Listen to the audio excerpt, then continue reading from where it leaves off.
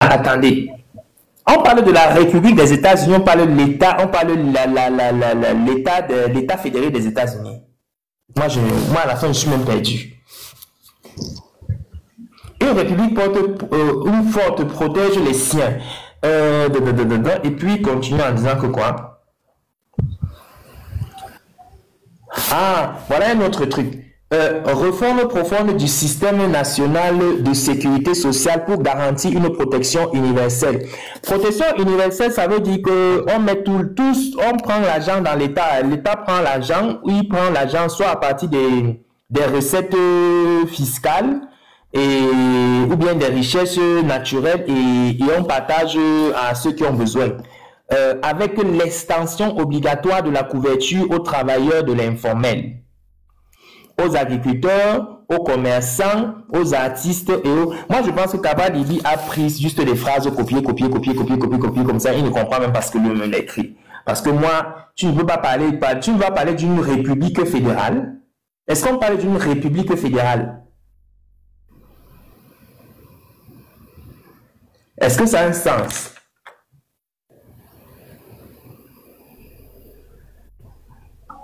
Bon, République fédérale, bon, ça, en fait, je crois quand même que quand on prend peut-être un pays comme l'Allemagne, on dit République fédérale d'Allemagne. Bon, je crois que ça se dit.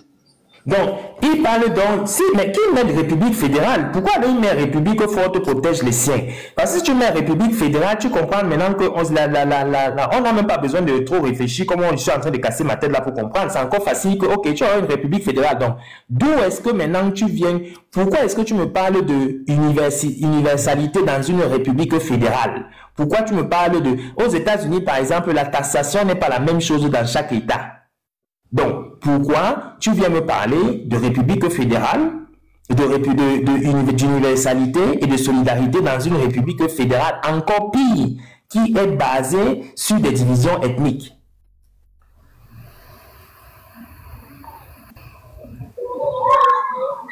Création d'un numéro d'identité sociale unique pour chaque Camerounais dès la naissance afin de centraliser les droits sociaux et d'assurer... Ah, Kabalibi, mais tu veux centraliser les droits sociaux et d'assurer un suivi efficace. Donc, voilà, alors, il confirme.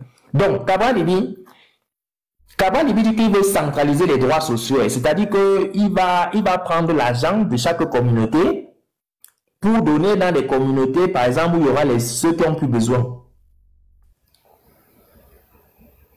Ça veut dire que ce que je suis en train de dire depuis, ça veut dire que Kaba Libi, après avoir fini de diviser les Camerounais par affinité ethno-sociale, culturelle, tu vas encore recueillir leur argent pour aller donner en fonction de la région que toi tu penses qu'ils ont plus besoin. Alors que dans certaines régions, d'autres ne pourront pas travailler parce qu'ils ne sont pas des autochtones. L'affaire de Kaba Libi, n'a pas de sens. Et moi, je continue de dire, les personnes qui veulent suivre le monsieur, s'ils le suivent juste parce qu'ils pensent qu'il aura la solution à leur problème. Mais Kaba Libi lui-même n'a même pas la moindre idée de comment est-ce qu'il va appliquer ces bêtises-ci. Je dis, il n'a pas la moindre idée. La chose-ci est inapplicable. Je dis inapplicable dans... Je dis, même si tu donnes le plus grand sorcier du monde entier, ça n'a pas de sens. Pour la simple raison que tu ne peux pas parler d'une répartition communautaire des populations sous base ethnique et dans la suite de ta phrase, tu parles de solidarité universelle. Ça n'a pas de sens. Surtout que tu dis que dans chaque communauté, la priorité va revenir aux autochtones. Ça n'a pas de sens.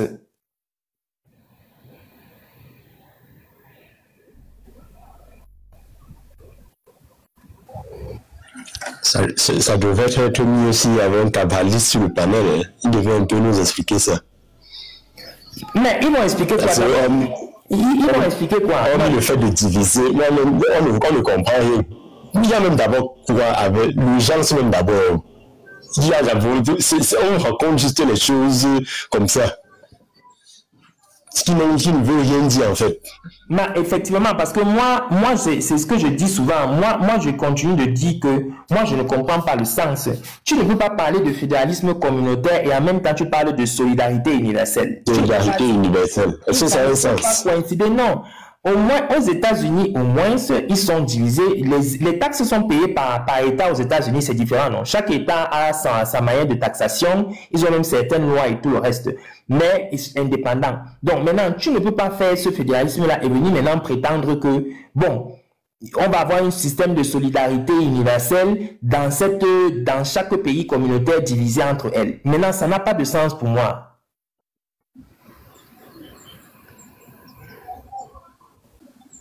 La prise en charge des personnes en situation handicapée avec accessibilité obligatoire dans les établissements publics et inclusion scolaire renforcée. Donc, maintenant, il parle de tous ces services-ci. Quand il entend des services publics-ci, ce sont des services nationaux, ce sont des services communautaires.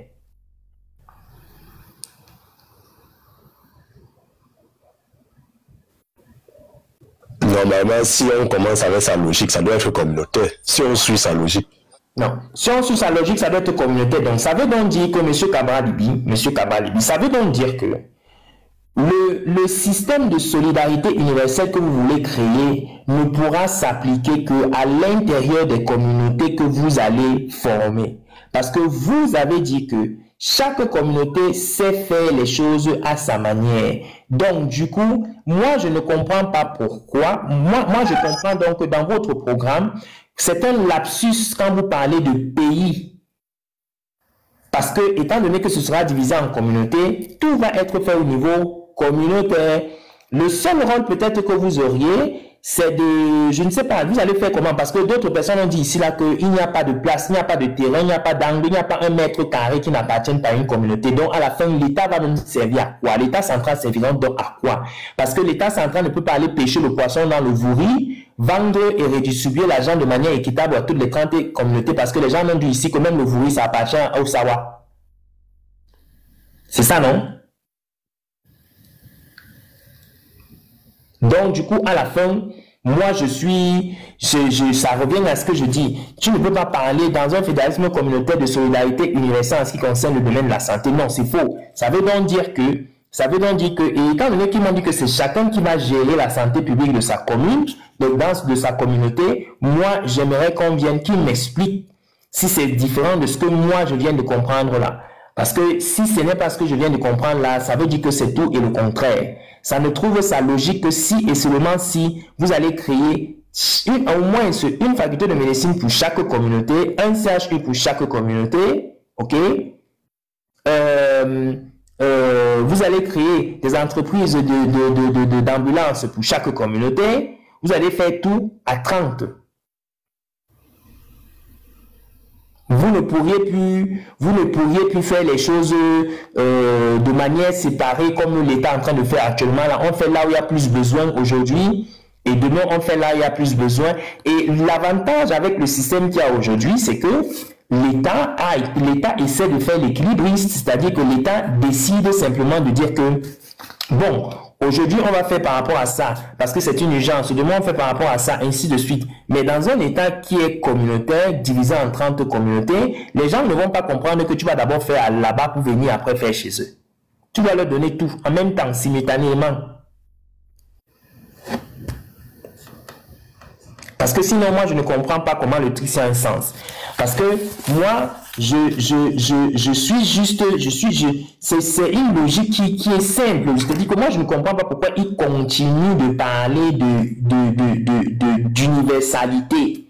Pourquoi tu vas parler de solidarité dans un pays que tu as découpé en 30 morceaux?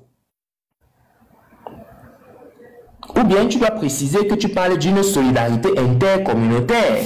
C'est ça, non?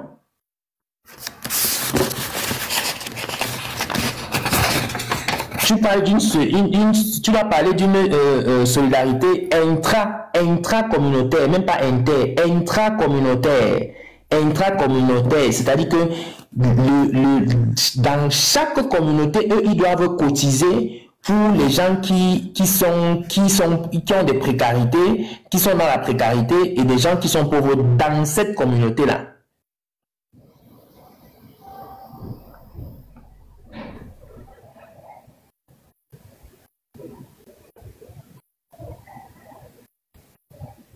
Et je fais un autre exemple. La faculté de médecine, l'UDM. L'UDM, c'est une faculté de médecine qui est privée, mais je pense que l'accès est sous concours. Est sous concours parce que elle ne fait pas ce qu'elle veut. C'est-à-dire que l'État a distribué les postes dans toutes ces facultés-là, mais le concours est national. Ce n'est pas seulement les fils de l'Ouest qui accèdent à la faculté de médecine à l'UDM, à Bagante, ou à la faculté de pharmacie, ou à la faculté de sciences infirmiéristiques. Mais si jamais le fédéralisme communautaire devait être appliqué, ce qui va se passer, c'est que l'UDM va appartenir à une communauté. Et les gens qui vont avoir accès à la faculté de médecine à l'UDM, ce seraient les enfants de cette communauté-là. Les gens ne viendront plus d'ailleurs pour venir faire la faculté de médecine là-bas. C'est pas ça. C'est ça justement. C'est ça. Pareil avec l'université de Douala, pareil avec l'université de Yaoundé, l'université de Boya, l'université de Tchunchang, ainsi de suite. Ça veut dire que soit tout ce qu'il y a là-bas, soit Ngwaikele, même l'école polytech, ça va dire que ça va seulement devenir pour les gens, c'est-à-dire du centre. Bon, je suppose que le centre sera une région dans son pays. Bon, ce sera seulement pour les gens du centre et c'est eux seuls qui auront accès. Parce qu'on ne veut pas entendre que tel Bamika a réussi le concours, il va entrer là-bas, non. Les gars du centre vont dire nada. Ah, c'est ça que moi je comprends. Parce que sinon, ça n'aurait pas de sens de diviser en communautés. Où serait donc la logique? Où serait donc la logique de créer la communauté et c'est toi qui provoque en disant que c'est dans chaque entreprise, on va d'abord prendre les autochtones pour travailler dans ces entreprises. Donc ça veut dire que même aussi dans les universités et surtout dans les facultés privées comme celle de médecine, pharmacie, infirmerie et tout, ça veut dire que tu vas prendre les fils des autochtones. Justement. En fait, tu as quand même bien fait de refaire encore un résumé dessus, parce que bon, c'est un live un peu qu'on avait fait depuis, et j'avais oublié un peu certaines choses. Ça n'a ni queue ni tête. C'est le bullshit tout simplement. Non, ça n'a pas de sens, ça n'a pas de sens. Et c'est seulement dans un petit domaine qui est celui de ce qui propose dans le domaine de la santé. Mais imagine si quelqu'un, notre spécialiste vient, il prend les machins ici dans son domaine et tout, mais ça va être catastrophique parce que moi je ne comprends pas comment il peut faire une chose pareille. Et lui-même il se contredit, c'est-à-dire que tu ne peux pas diviser et après tu demandes que ceux qui ont été divisés soient solidaires les uns les autres. Déjà que eux ils te suivent parce que ce qu'ils veulent c'est diviser et chasser les autres. Bon, en tout cas, c'est ce que moi j'avais seulement à dire par rapport au live d'aujourd'hui et tout. Donc, moi je leur ai dit ça hier, parce que quand tu leur expliques, eux ils disent que non, c'est pas ça, c'est faux, tu n'as pas lu. Moi, je ne vois pas ce que Solidarité vient chercher dans un fédéralisme communautaire. Ce que lui il est en train d'expliquer, si c'est le libéralisme communautaire, et c'est ce que Popo est en train de faire, c'est-à-dire que chaque personne on administre de manière solidaire et universelle. Et c'est pourquoi je dis que ça n'a pas, celui de Popo a plutôt un sens, parce que Popo le dit, vous êtes libre d'aller où vous voulez, comme vous voulez. En même temps, nous tous, nous contribuons pour l'évolution de notre pays. Si moi je suis libre d'aller n'importe où je veux, donc je vais accepter le fait que mon argent des impôts soit pris pour aller soigner mon frère qui est au nord, qui lui aussi est libre de venir là où moi je suis et que moi je suis libre de partir là où il est. Et si nous réussissons à travailler nous tous et d'avoir de l'argent, on va contribuer à la même hauteur et on va améliorer nos conditions nous tous, parce qu'il n'y a personne qui a une priorité par rapport aux autres. Et c'est Ahmed Kamel qui était en train de dire toujours ces questions-là, que quand on part regarder les entreprises à Douala ou bien dans sa région, on constate que dans les entreprises de Bamileke, 90%, 95% des employés sont de l'Ouest. Moi je sais pas comment ces gens font leurs statistiques. Moi je ne sais pas s'ils étaient là quand les gens ont envoyé leur CV et on a refusé leur CV. Mais qu'est-ce qui te dit que c'est les gens qui ne veulent pas envoyer leur CV pour aller travailler là-bas? Non, déjà, ce genre de statistiques, d'abord, c'est les conneries, ça ne veut rien dire. Moi, présentement, je suis dans la ville de Douala et je travaille même dans une entreprise d'un nom Bamileke, donc que les gens arrêtent les faux trucs, les trucs qu'ils ne savent pas. Ça veut rien dire, c'est pas vrai. Donc c'est le travail à l'école. Ça n'a pas de sens. C'est les conneries, ça, c'est les trucs, c'est vrai qu'il y a quand même des entreprises où les gens ne se cachent pas, où on déclare l'entreprise comme étant entreprise familiale, mais qu'on ne prenne pas ça pour une généralité. Et les entreprises familiales, même, ce n'est même pas les trucs concernant seulement les Bamileke. Il y a les Bassa aussi qui font ça, il y a les Douala qui font ça. Donc on ne fasse pas toujours comme si, oui, Bamileke, machin, alors que c'est quelque chose un peu quand même qui existe partout. Donc c'est les conneries. En fait, ça, c'est le discours des gens de la chambre de commerce, machin. C'est leur discours. Non. C'est du n'importe quoi. Ça n'a pas de sens. Et ça ne parle même pas et quand tu veux faire un programme, quand tu veux faire une proposition en question, moi, je vais leur dire ceci, un conseil. Quand tu veux faire un programme en ce qui concerne la santé, comment est-ce que tu vas gérer la santé publique d'un État? Ce n'est pas comme ça que tu écris un projet. C'est-à-dire que tu prends les statistiques. Tu dis par exemple, le taux de mortalité maternelle au Cameroun, aujourd'hui, c'est 4 femmes pour 1000 accouchements. Ok? Tu dis que les 4 femmes-là, pour 1000 femmes qui accouchent, il y en a 4 qui meurent à cause de l'accouchement. C'est-à-dire pendant la grossesse et 42 jours, 45 jours, 42 jours après la grossesse. Tu dis que, ok, voilà ça. Ces chiffres-ci, elles ont péjoré depuis Ahidjo, ou bien c'est vrai qu'elles ont augmenté depuis Ahidjo. Tu expliques. Et tu dis que bon, ça a péjoré parce que il y avait les femmes faisaient tel service, mais depuis là, on a enlevé ces services-là. C'est pourquoi les femmes ne peuvent plus aller faire ceci, et donc la conséquence, c'est ceci. Ce que moi, maintenant, je propose, c'est que je vais donner un livre à ces femmes-là pour que ces femmes lisent. Je vais m'assurer que ces femmes-là aient la possibilité d'avoir des échographies. Je vais m'assurer que les femmes aient ceci, patati, patata. Alors, avec ça, on va passer de 4 pour 1000 à 1 pour 1000.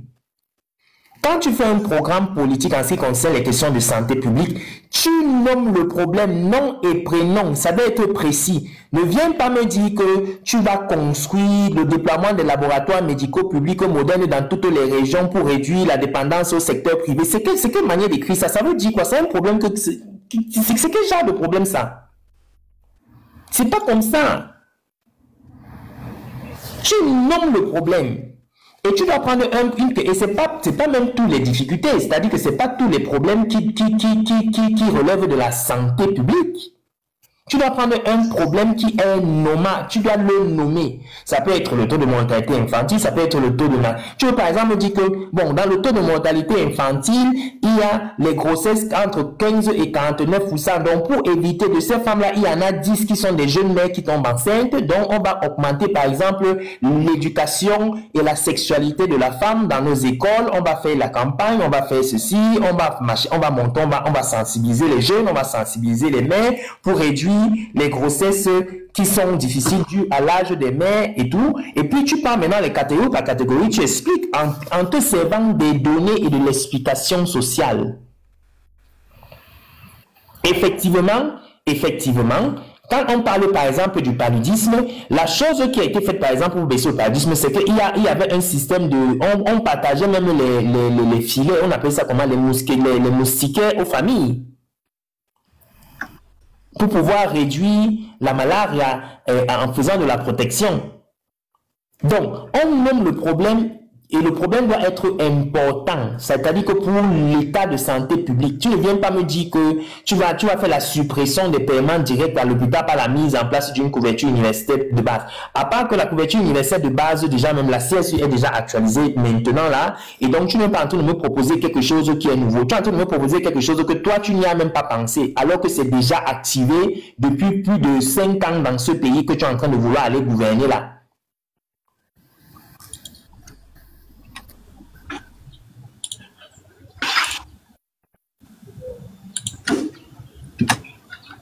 Donc, tu nommes le problème Et tu dis par exemple, donc on voit que depuis longtemps, on dit, ok, par exemple, il y a le problème il y a 10 000, il y a 50 000 Camerounais qui sont affectés de maladies rénales et on a 10 000 personnes, on a 7 000 personnes qui arrivent à faire au niveau de dialyse parce qu'ils ne sont pas en mesure, parce que les données disent qu'ils ne sont pas en mesure de pouvoir se soigner parce qu'ils le soignent souvent tard. Alors on va mettre gratuitement des examens de diagnostic pour pouvoir diagnostiquer tôt avant que les gens n'arrivent au niveau de la dialyse. Tu cites un problème et tu dis comment tu vas résoudre. Tu ne parles pas, tu ne dis pas tout sur tout un système santé entier. Mais en fait, tu ne vas pas t'en sortir, tu vas dire les bêtises comme tu es en train de dire là.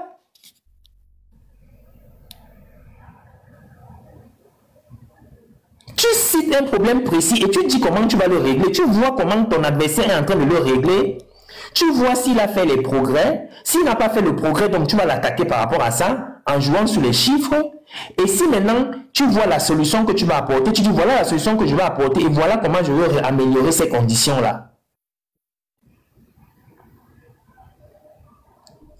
Tu parles par exemple du diabète et des maladies cardiovasculaires. Tu dis qu'on a fait une étude. Dernièrement, j'ai vu une étude qu'on a menée, je pense que c'était à l'université de Douala. On a fait sur 32 étudiants qui avaient de 23 ans à 25 ans. Tu te rends compte qu'on a trouvé 65% de ces jeunes-là qui avaient, de ces étudiants-là qui souffraient d'hypertension artérielle à leur âge.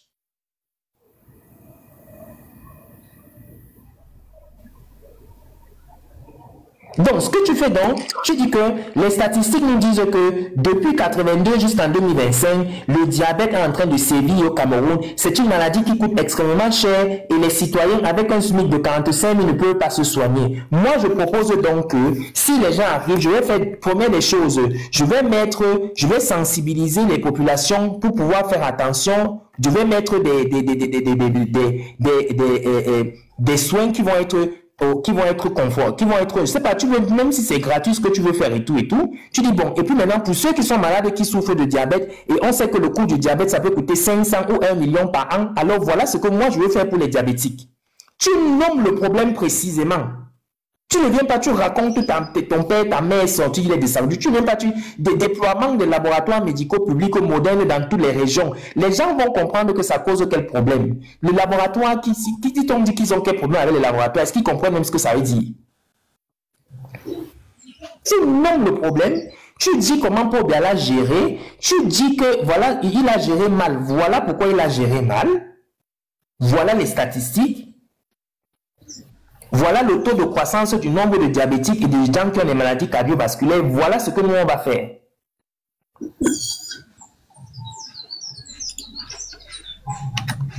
Et tu ne peux pas prendre toutes les maladies parce que chaque pays, en fonction de ta géographie et de ta population, tu as des maladies particulières qui sévissent.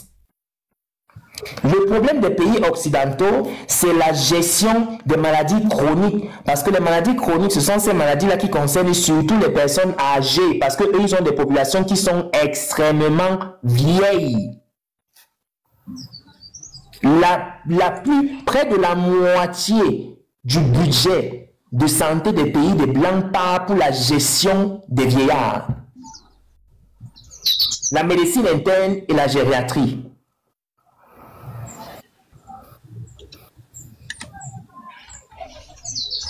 Tu vas voir. Il va te dire que la communauté ne traite pas les gens de la même façon, ne traite pas leurs vieillards de la même façon. Oui, d'accord, ok, d'accord, il va alors, donc ils viennent alors dire comment ils vont faire le truc de manière singulière et tout. Et voilà pourquoi on dit souvent que, et voilà pourquoi moi j'ai souvent proposé ici que les gars qui sont dans le RDPC là, ce ne sont pas les imbéciles, hein, c'est les gens qui savent ce qu'ils font. Parce que quand tu pas lire les rapports, je pense que dernièrement même, ce matin, j'étais en train de lire la E2SC, le 5e enquête démographique de la santé et du Cameroun. Il te donne toutes les statistiques. Il te donne la population du Cameroun, il te dit les études qu'ils ont fait, il te donne le taux de mortalité maternelle, il t'explique.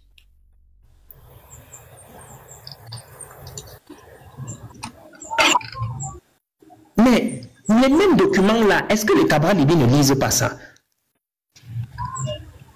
Il n'y a pas les médecins dans son directoire.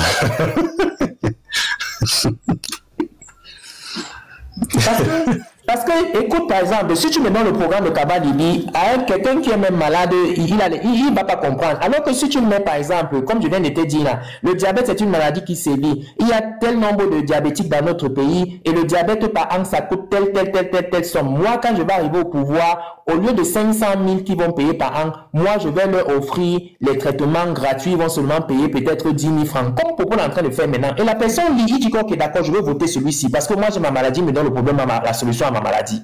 Ça suffit. C'est quoi avec les phrases sans sens? Tu dis que tu veux faire le fédéralisme communautaire, tu parles encore de solidarité nationale. Où est le rapport? Où est la relation? Depuis te dire solidarité communautaire. Voilà, tu parles d'une solidarité communautaire. C'est comme si chacun chez Mbaye, comme on dit, c'est chacun qui se gère. Chacun aide son frère. Chacun aide son frère. Ou tu peux même venir.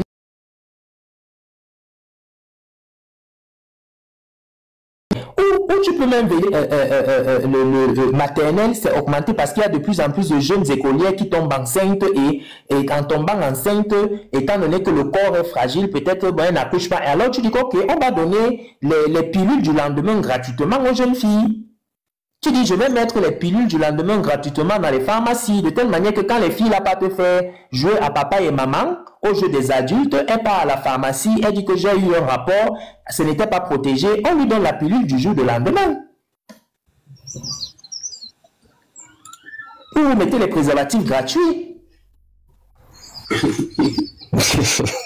Voilà, non, on ne rit pas. Parce que oui, parce que quand tu peux regarder le taux de mortalité maternelle, on t'explique le taux de mortalité maternelle de 15 ans jusqu'à 49 ans, on étudie sur une population qui est en mesure de procréer.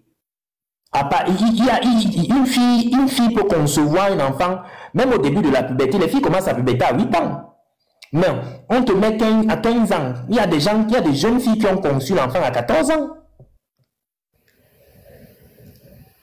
Ah oui, ça c'est vrai. Et statistiquement et scientifiquement, un corps jeune n'est pas assez mature pour porter quelque chose comme une grossesse.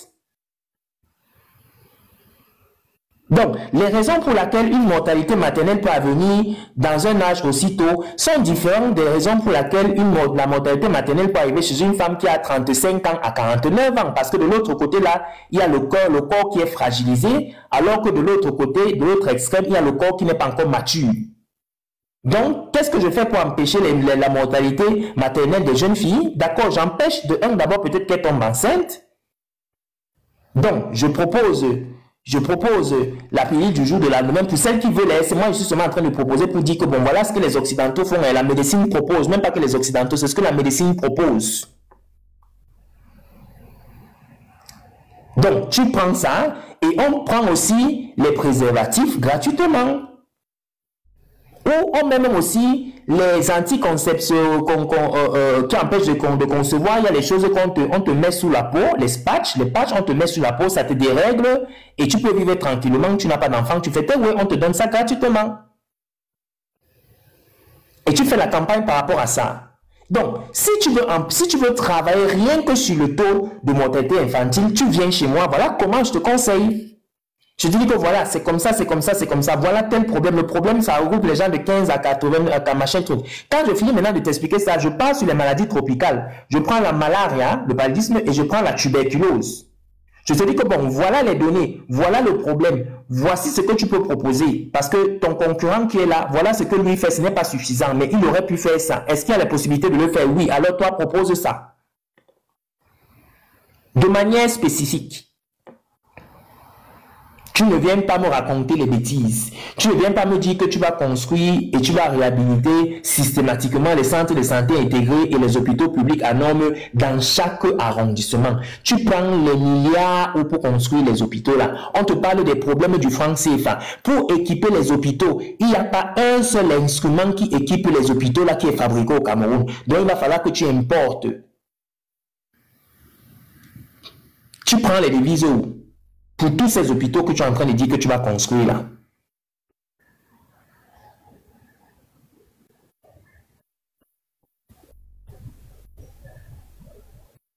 Donc, Franchement, quand on me dit que les gens sont, oh, Tabra Dibi, il a la maîtrise de la langue de Molière, il a la maîtrise, machin, ceci. Ah, attendez, ma modératrice est là. Son Excellence.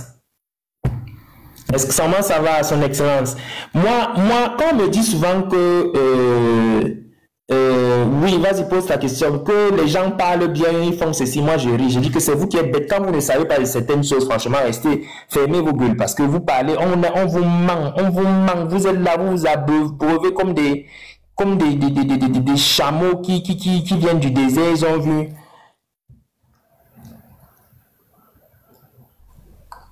Attends. Moi, ça n'a pas de sens. Tous ces programmes-là, les gars, quand vous voulez nommer le problème, vous nommez le problème et vous dites comment vous allez résoudre le problème. Salut, Amsolo.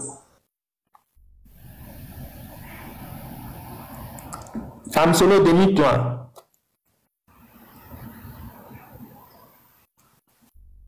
Ah, ton micro n'est pas démuté, hein? Allô? Oui, vas-y. Bonjour à tous. Bonjour. Comme d'habitude, l'homme sur du terrain est en place. Ma question était la suivante. Vous avez besoin que je sois sur le terrain à quelle heure demain pour vous rendre compte en live, comme les gars ont dit qu'ils vont aller au niveau de la Cour constitutionnelle. Donnez-moi l'heure et je m'y rends là-bas demain. Votre humble serviteur demain, ils ont... mais demain, je ne sais pas si je serai en live. Donc, je ne sais pas si Apocalypse va faire le live demain. Bien sûr, il y aura quelqu'un qui fera le live. Mais je pense qu'il y aura beaucoup de personnes qui seront en live demain. Ok. Vous voulez un peu connaître les bons disons. Ils ont dit qu'ils vont aller à la Cour constitutionnelle devant le tribunal pour protester. Bon, ils ont dit qu'ils vont assister à tout ce qui va se passer là-bas. Mais je pense qu'ils seront recalés parce qu'on ne veut pas le désordre. Et je pense même pas qu'ils seront là massivement parce que c'est ce que je vois sur Facebook. Et selon moi, il est même mieux qu'on les calme maintenant parce que s'ils arrivent aux élections, vu qu'ils seront dans les bureaux de vote, si une autre personne gagne, ils vont faire le désordre. Il serait beaucoup qu'ils soient même calés maintenant. Bon, en tout cas, demain quand même, je vais voir les gens qui seront connectés. Je vais m'y rendre. Si c'est que mon nombre d'abonnés me permet de passer en vidéo, je vais passer en vidéo. Oui. Il n'y a pas de problème. Ok. D'accord. Demain alors. Demain. Merci.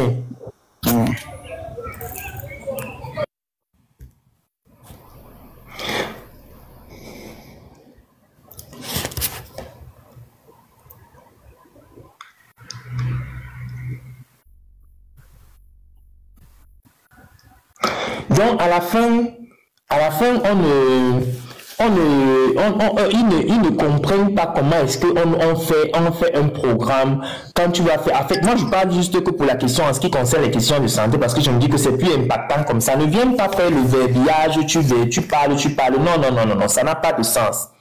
Tu nommes le problème et tu dis, et moi, je vais vous dire quelque chose. En 2025, il n'y a pas de proposition qui tienne en question de santé si quelqu'un ne vient pas me dire comment il va faire pour éradiquer la malaria au Cameroun. Moi, je veux voir dans les programmes politiques, on va éradiquer la malaria.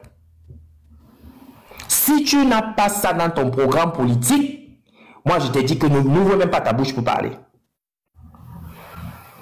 Il y a des pays qui l'ont fait. Et si vous critiquez Paul, ne me venez pas me dire que Paul, vous le critiquez pour rester aussi et gérer la malaria. Il y avait encore des gens qui prennent la malaria. Venez m'expliquer comment vous allez faire pour éradiquer la malaria. La malaria et la tuberculose ont été éradiquées. Hein. Les gens ne se vaccinent plus contre l'antituberculose dans les pays. Eux ici n'ont pas le vaccin. Hein. Et les cas même de tuberculose qu'on rencontre dans les hôpitaux ici, les maladies infectives, ce sont la majeure partie des patients, ce sont les gens qui viennent de l'immigration. Les gens qui sont issus de l'immigration. Donc, Moi, je veux que vous m'écriviez dans votre programme des promesses en santé qui sont vraiment des défis. Ne venez pas me parler de bêtises. Moi, je veux que vous m'expliquiez comment est-ce que vous allez éradiquer la malaria. Si un jour, M. Cabral Libi Kamto ou Popol même est dans quelqu'un, un opposant là, les Oshi, moi, je vais leur poser la question. Quels sont vos plans pour éradiquer la malaria? Le reste là, laissez tomber parce que Popol a géré comme il a géré. Et je vais vous dire quelque chose. J'ai une mauvaise nouvelle pour vous. Il a bien géré les questions de santé publique du Cameroun et je ne discute pas avec vous. Maintenant, parce que tous les chiffres de Popol sont en croissance. Je dis, tous sont en croissance. Soit le taux de mortalité infantile, le taux de mortalité maternelle, le nombre de tuberculeux, de malades ont régressé, c'est pris en gestion. Je dis tout ça. Je dis bien tout. Donc, et ne venez pas me dire que vous allez construire les hôpitaux dans chaque coin du monde entier du Cameroun parce qu'on sait que c'est faux. Mais je veux que vous m'expliquiez comment vous allez faire pour éradiquer la malaria dans votre programme politique. S'il n'y a pas ça dans votre programme politique, je ne veux même pas que vous ouvrez la bouche pour parler de quelque chose parce que vous ne seriez pas crédible. Attaquez vos vrais problèmes. Attaquez-vous aux vrais problèmes.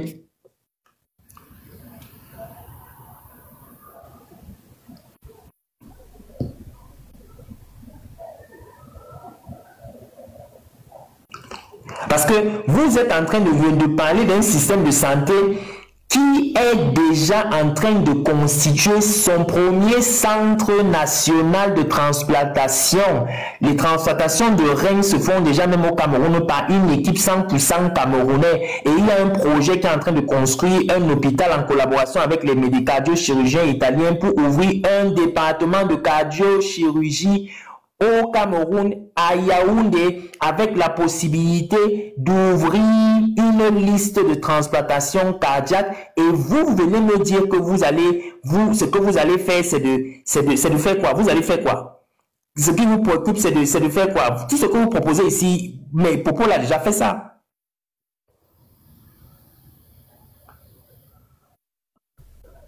La couverture universelle que tu parles, la publique de base, la couverture universelle publique de base, est-ce que c'est un problème pour la santé publique du Cameroun? Le problème pour la visite chez un médecin généraliste, ça ne coûte pas l'heure de la tête.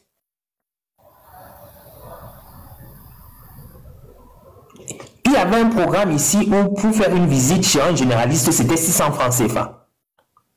C'est même Yon Blanc qui a parlé, c'est la première fois qu'on s'est rencontré ici sur TikTok.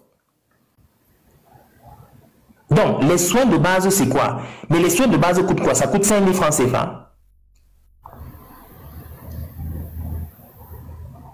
Donc, tu vas venir me proposer les soins de base, contrairement à quelqu'un qui est en train de faire déjà, il est déjà sur le point de dire, ok, on va commencer à faire les transplantations, on fait déjà les transplantations de reins, mais maintenant, c'est d'un donneur vivant à un receveur. Pour la simple raison que au Cameroun, nous, on sacralise le corps humain. C'est-à-dire que les banques d'organes, c'est même pas encore ça. C'est-à-dire que si quelqu'un décède, on veut le cadavre parce qu'on va aller faire le deuil qui va durer 2 mois, 3 mois. Et on va préférer mettre ça dans le sol. Les termites vont manger tous les organes. On va aller déterrer les crânes. On va danser, on va manger les arachides. Et on va encore revenir l'année prochaine. Et la médecine ne peut pas évoluer si il n'y a pas un secteur de médecine légale développé. Médecine légale développée, anatomie pathologique. C'est-à-dire que les gens qui meurent, ok, on a des donneurs qui donnent le corps et on fait des études et des recherches, non seulement sur l'anatomie, mais sur la médecine légale aussi, qu'on aille chercher, on voit les organes, pourquoi est-ce que cette personne est morte, on voit les modifications, et on écrit ce qu'on retient, et on commence à écrire nous aussi des livres de médecine.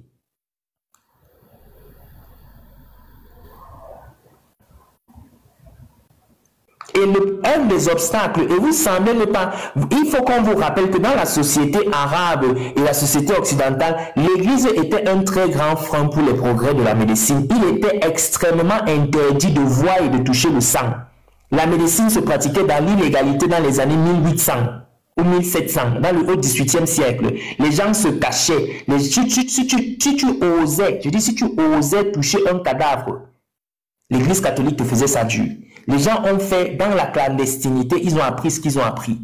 Quand vous partez par exemple en France, vous allez voir le musée de dermatologie où tu as ils ont fait la plastique de toutes les formes de modification et de présentation des maladies cutanées qu'ils faisaient. Ils prenaient des photos et ils ont reproduit ça avec des représentations artificielles et tout pour décrire les maladies, comment est-ce qu'ils se présentaient. Mais nous aujourd'hui, on voit des gens que les bébés décèdent, on porte dans le carton pour aller au village. Pour faire quoi avec?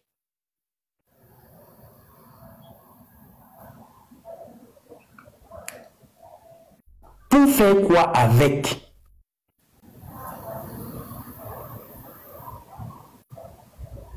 Moi, sachant l'importance de la médecine légale pour l'évolution de la médecine dans un pays, si tu es un candidat politique et tu ne me dis pas que tu vas aller contre cette manière de voir, ça veut dire que tu n'es pas révolutionnaire et tu veux une médecine qui passe son temps à appliquer ce que les Occidentaux disent. Mais étant donné que vous ne voulez pas fâcher les communautés qui sacralisent le corps humain, reste à savoir encore si vous êtes au courant que c'est une chose qui est importante pour la médecine. C'est pourquoi dans les pays occidentaux, quand tu vas faire ta carte d'identité, on te demande don d'organes, tu dois refuser avant qu'on dise non. Parce que si tu omets, quand tu remplis ta fiche de dire que tu n'es pas un donneur, quand tu te mets là, on prend tous tes organes, on donne à la science. Cœur, poumon, rein, pupille, on prend tout.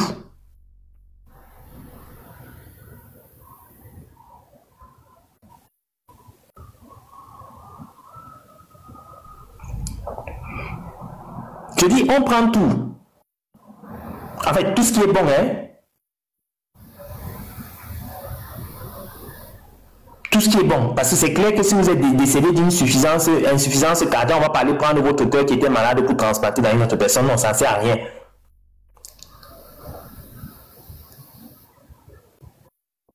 On peut peut-être prendre d'autres organes, les reins, ainsi de suite. Donc, moi, je veux que vous me dites, et c'est ce que moi je veux vous poser comme question la prochaine. Comme moi, je vous ai déjà dit ici, il y a deux choses. L'éradication de la malaria. Si vous ne me dites pas comment vous allez faire pour éradiquer la malaria, en 2025, on parle encore de bêtises comme ça et les gens restent, on vous écoute.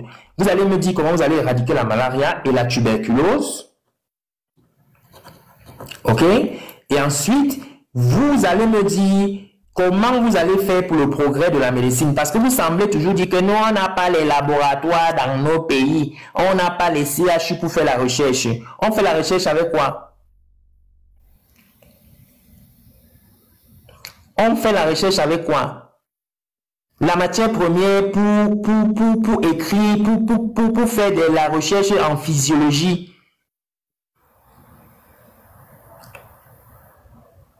Anatomie, pathologie, c'est quoi?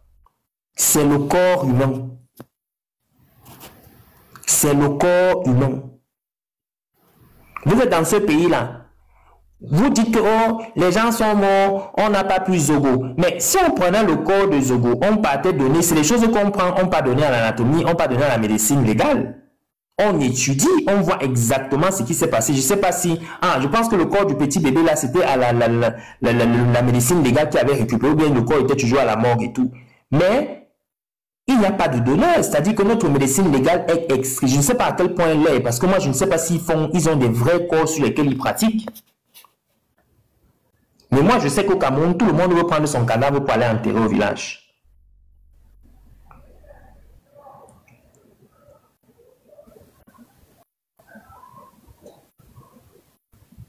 Moi, c'est les choses que je veux savoir. Parce que si vous êtes vraiment des professeurs, vous deviez avoir écrit au moins un manuel. Il n'y a pas de professeurs en anatomie dans les facultés de médecine qui n'ont pas écrit un livre d'anatomie. Je dis pas un seul.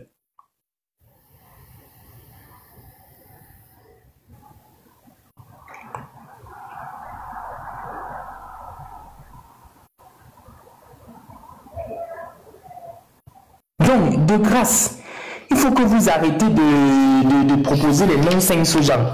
Vous écrivez des bêtises, on lit, ça n'a pas de sens. Et vous êtes encore sûr.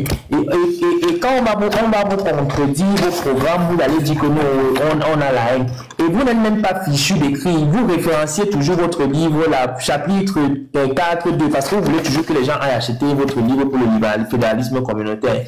Les gens, vous dites que les gens sont pauvres et c'est vous-même qui voulez que les mêmes personnes pourraient acheter votre livre. En tout cas, bon, moi, c'est ce que je voulais dire comme premier par rapport à votre programme, c'est que j'ai mis ce matin. Mais moi, je vous dis, sur 10, au PCN, moi, sincèrement, à votre programme, moi, je vous donne 1 sur 10.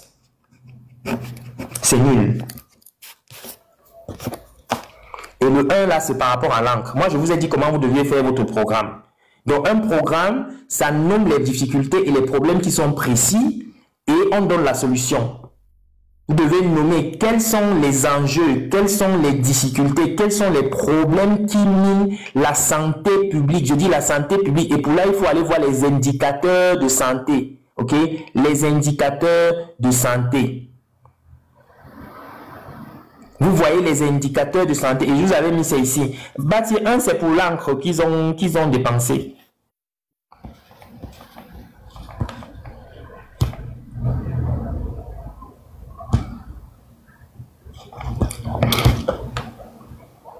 C'est pour l'encre qu'ils ont dépensé. Donc, quand vous venez ici, les déterminants de la santé, voilà ce que je dis toujours. Vous partez voir, vous allez voir ces déterminants-là. Moi, je fais souvent des fiches ici pour vous montrer, pour vous aider les choses sur lesquelles vous devez vous concentrer. Mais vous êtes là, vous continuez à faire les bêtises. Vous ne savez même pas de quoi est-ce que vous parlez, mais c'est toujours vous qui êtes là. Vous venez dire aux gens comment vous allez les aider. Vous allez les aider. Oh oh. Qu'est-ce qui se passe? Attendez. Il ne faut pas que je fasse l'erreur. Je mets un sans caleçon ici. Là, les gens capturent seulement vite.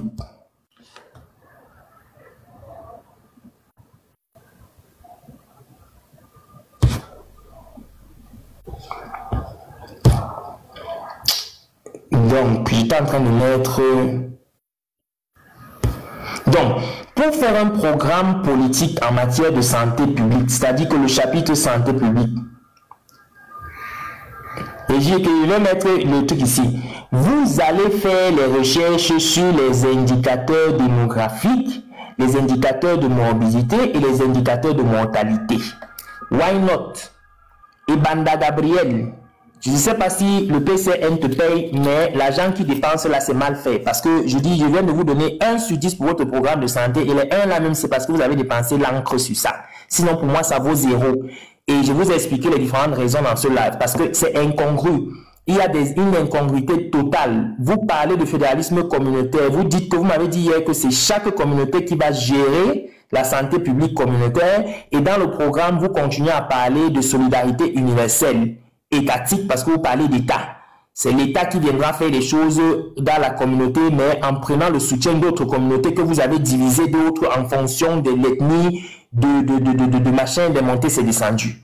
Donc, il y a déjà une incongruité à ce niveau-là. De deux, vous parlez de tout et de rien. C'est-à-dire que vous n'avez même pas... Si je vous demande quels sont les vrais problèmes de l'état de santé des Camerounais, je ne suis même pas sûr que vous allez me donner. Vous ne citez rien du tout. Vous ne parlez pas quels sont... Vous ne dites pas quel est le vrai problème, quelles sont les maladies qui touchent la population camerounaise et dont vous allez influencer dessus.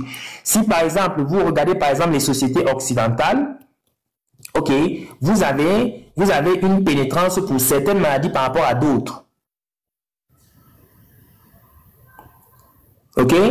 Eux, maintenant, actuellement, ils ont beaucoup de cancers. Beaucoup de cancers qui sont en train de gérer. Et c'est quelque chose qui nécessite beaucoup de financement pour la recherche et beaucoup d'argent. Donc, maintenant, est-ce le cas du Cameroun? Dans les études que vous avez faites, quelles sont les pathologies qui sont en premier lieu? Et moi, j'ai fait une étude et moi, je vous dis toujours, parce que quand tu pars regarder ces indicateurs-là, vous allez par exemple voir les premières maladies au Cameroun qui sont à l'origine de taux de mortalité. Quand on regarde le taux de mortalité général, on appelle ça comment? L'espérance de vie au Cameroun. Parce que je vais vous montrer quelque chose ici.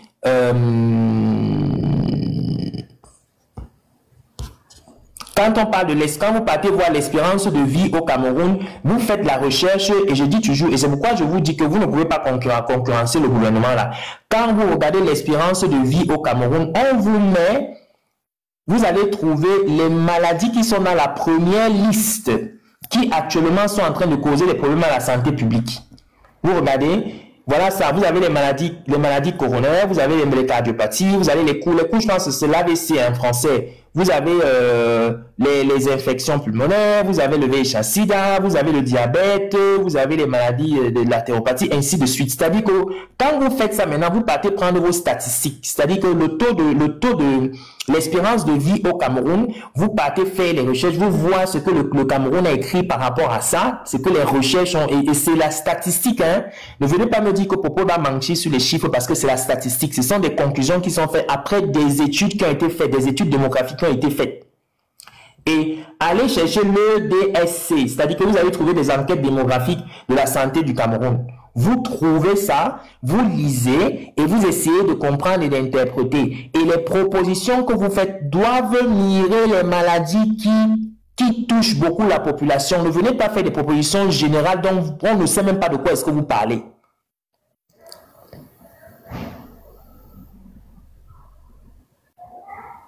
Vous, les gens vont dire, on met encore de malaria, on met encore de choléra. Mais le choléra, c'est quoi maintenant par rapport aux maladies cardiovasculaires au Cameroun? Vous auriez pu me parler du choléra en 1982, dans les années, l'époque d'Aïdjo, de la malaria à l'époque d'Aïdjo. Les patients qu'on a aujourd'hui pour la malaria et tout, ce sont les choses résiduelles qui sont juste résiduelles parce que l'autre jour j'ai discuté ici avec son excellence qui est experte en urbanisation. On a dit que on continue à voir les gens qui ne réussissent pas à construire des environnements salubres. Les gens construisent dans l'insalubrité. Tu vas avoir des gens qui vont aller construire dans les marécages. Tu vas avoir des gens qui mettent la poubelle à côté de la maison. Vous-même, quand vous partez jeter vos bacs à ordures, c'est près de là où vous vendez la nourriture, vous vendez le poisson braisé, vous vendez le riz avec le haricot, vous mangez à côté. Les moustiques vont grandir là-bas, ça va venir dans vos maisons vous piquer. Ça, la malaria qu'on retrouve encore aujourd'hui au Cameroun, la quantité, ce sont pour les causes d'insalubrité, les résidus. Et ce n'est même pas un premier, je dis que ce n'est même plus à la liste des premiers PD de santé. Donc, la liste que je vous donne, quand tu peux voir l'espérance de vie, et on te dit, quand on calcule l'espérance de vie, on calcule en fonction. C'est-à-dire que l'espérance de vie, c'est l'âge estimé, hein, l'âge estimé pour une année donnée à laquelle il est probable que tu t'aimes en fonction de comment les autres personnes sont aimées dans la même période-là. C'est-à-dire que si on dit que en 2025, il y a eu 100 personnes et les 100 personnes là sont mortes parce que il y avait oui, après je vais aussi fermer le live, je finis ça, je ferme aussi le live, je vais aussi sortir moi-même. Donc on calcule ce taux-là et on vous explique que bon, voilà votre probabilité, voilà comment est-ce qu'on calcule ça de manière générale. C'est-à-dire que l'espérance de vie est calculée dans une période donnée en fonction des conditions de santé et de pathologie qui sont dans cet endroit-là. Si tu calcules par exemple l'espérance de vie durant la COVID, vous allez voir que l'âge, ça regresse parce que on dit que si la COVID persiste, si la pandémie là persiste durant ces années-là, vous allez voir que l'espérance de vie des pays occidentaux vont diminuer parce qu'il y a un risque élevé et on calcule en fonction du nombre de morts dans cette période-là. Et les maladies maintenant qui sont en cours, qui sont à la une maintenant au Cameroun, ce sont les maladies qui sont dans cette liste-ci, que je mets bien pour que vous voyez. Ce sont les maladies qui sont dans cette liste-ci. Les gens vont me parler du choléra. Le choléra, c'est quoi? Vous savez combien de jeunes hommes que je connais, des personnes qui sont aisées, qui sont allés courir au parcours Vita, ils sont tombés, ils ont eu un coup, ils ne se sont plus relevés. Vous savez combien? Vous savez combien de maladies cardiovasculaires, ils ne savent même pas qu'ils sont malades parce qu'ils n'ont jamais fait un électrocardiogramme. Et ce n'est pas question d'argent, c'est juste que c'est culturel, les gens ne partent pas se faire contrôler. Et comme je vous ai dit, voilà la cause, voilà, je dis ici là, la cause c'est qui, parmi les causes de l'espérance de vie, vous voyez que le paludisme est à la 11e place, comme je vous ai dit, j'ai dit la 11e place, ce n'est même plus, c'est autant d'Aïdjo que le paludisme est encore, je dis à la 11e place.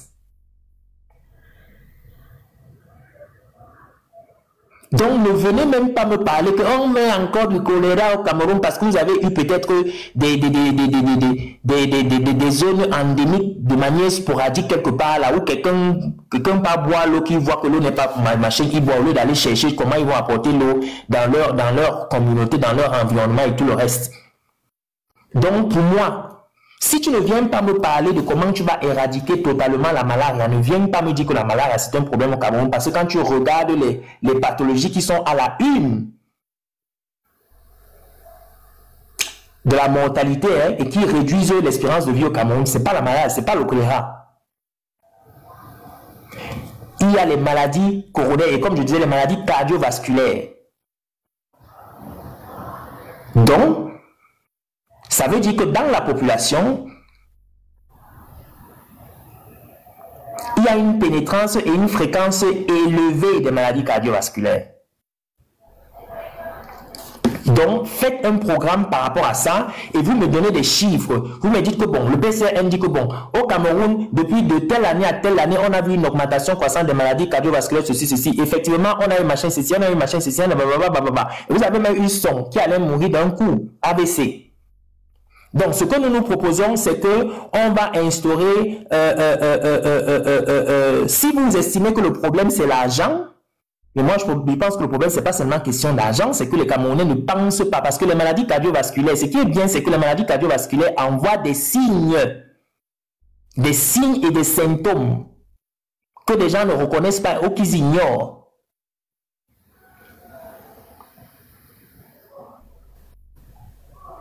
Donc, il y a des gens qui ont peut-être même 5 coups de syncope dans leur vie. Ils ne partent jamais chez le médecin. Je dis 5.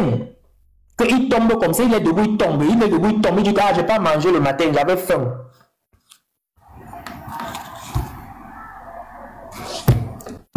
Je dis des gens qui sont des syncopathiques, je ne sais pas si la parole existe, mais ils vont te dire que non, j'ai mangé peu, je n'ai pas bien mangé le matin.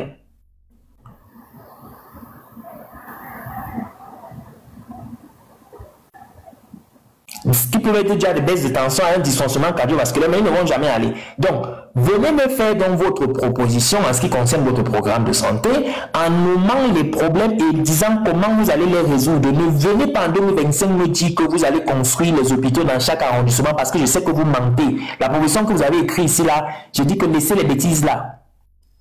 Construction et réhabilitation systématique des centres de santé intégrés et hôpitaux publics à normes dans chaque arrondissement. Cabral Libi, tu mens. Tu ne peux pas faire ça. Laisse-nous ça, tu mens.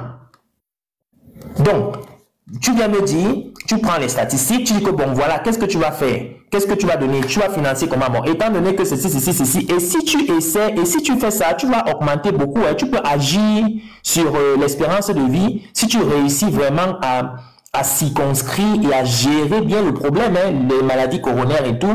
Ah, tu peux agir sur l'information. Et puis, si tu veux, c'est les personnes qui en général sont des adultes, donc si les gens sont informés et la majeure partie d'entre eux peuvent avoir de l'argent pour aller se soigner. Donc déjà, même avec de l'information et tout, les campagnes et tout, je pense que les gens peuvent même se le permettre. Et les maladies cardiovasculaires, pour certaines personnes d'un certain âge, bon, je pense que bon, pour les personnes d'un certain âge, je pourrais commencer à dire que, ok, d'accord, je les finance. Ou bien si tu veux financer même pour les jeunes, c'est toi qui vois. Mais ce serait très important dans ce pays-là d'avoir une déclaration de revenus pour qu'on voit plus ou moins les qui on peut donner, les qui on peut aider, les qui on ne peut pas aider.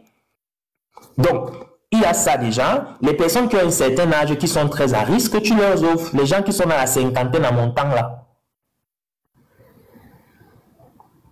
Donc, il y a les pneumopathies, le VIH-Sida, c'est déjà, le VIH-Sida, c'est seulement une question de gens qui sont têtus. Les gens qui sont têtus, parce que je sais que les traitements des antirétroviraux au Cameroun, je sais que c'est gratuit. Moi, je me demande pourquoi c'est encore ici, en 4e position. C'est parce que vous ne faites pas diagnostiquer, vous ne suivez pas vos traitements, c'est vous seuls qui savez. Parce que moi, je sais que c'est gratuit, parce que c'est même dans la CSU. Voilà un autre monstre. Après les maladies cardiovasculaires, voilà un autre monstre, le diabète. Parlez-nous du diabète dans votre programme. Dites que voilà, ça commence à sévir, nous on va faire ceci, nous on va faire cela, nous on va faire ceci. Vous nommez les problèmes, et si vous nommez seulement même le problème, là, moi je veux dire que mon frère, 10 sur 10 pour votre problème. Parce que tout le reste, en ce qui concerne les hôpitaux, c'est monté, c'est descendu, baissé. Vous ne pouvez pas faire ce que Popo n'a pas fait. Si vous étiez intelligent ou sage, vous auriez fait ce que je suis en train de vous dire là. Vous nommez nom et prénom, vous dites, en ce qui concerne la santé publique du Cameroun, voilà, les mères, les pères et tout. Et donc, voilà maintenant ce que nous proposons. Nous proposons que, bon, étant donné que les maladies cardiovasculaires sont en croissance, on va mettre des centres de dépistage des maladies, de l'hypertension artérielle, pour que les gens partent se faire visiter, pour se faire diagnostiquer, on va leur donner un accompagnement. Et les maladies, même les médicaments pour traiter l'hypertension artérielle, c'est soc et ça coûte moins cher. Je dis moins cher. Ce sont des maladies qui peuvent être très bien gérées si elles sont diagnostiquées en amont, avant.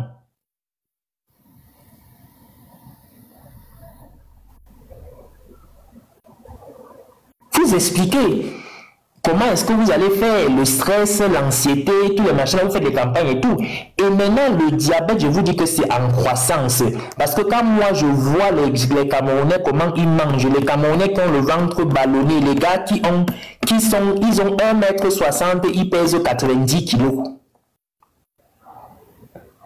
Les fingons, tralala, les tagnes, condoms, ils souffrent tous d'une obésité abdominale, tous le gros ventre.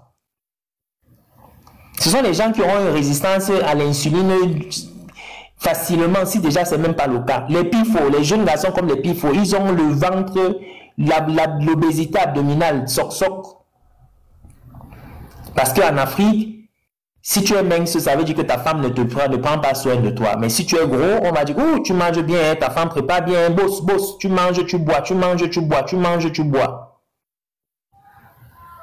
Toutes ces conditions-là causent la résistance à l'insuline. Et le diabète, c'est une... Moi, quand on parle en fait, c'est une...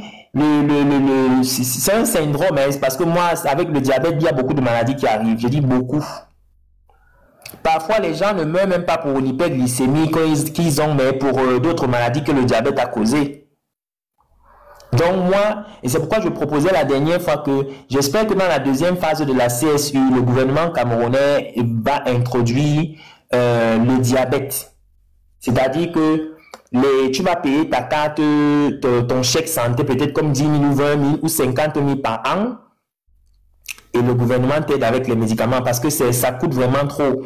Parce que aussi, ça dépend des pathologies que tu auras. Parce que ça peut te causer une neuropathie, ça peut te causer beaucoup de maladies. Et le diabète, chaque patient a sa manière de présenter le diabète parce que ce n'est pas les mêmes organes et avec le même degré d'organes qui sont touchés.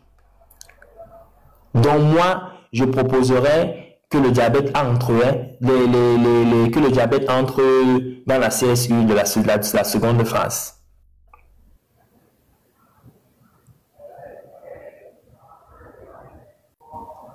Donc, vous voyez, la tuberculose est la 8e place. Bon, la tuberculose, c'est quand même...